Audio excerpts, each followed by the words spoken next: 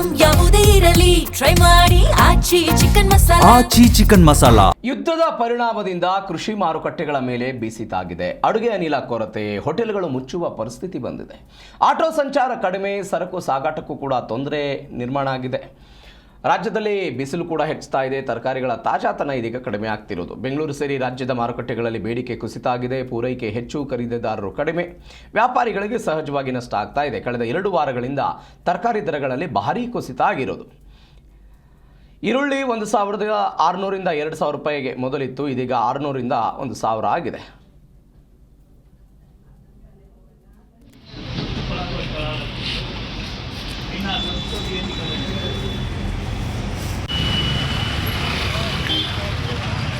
ಮುಂಚೆ ಹಂಗೆ ವ್ಯಾಪಾರ ಇಲ್ಲ, ಮುಂಚೆ ರೇಟ್ ಇಲ್ಲ.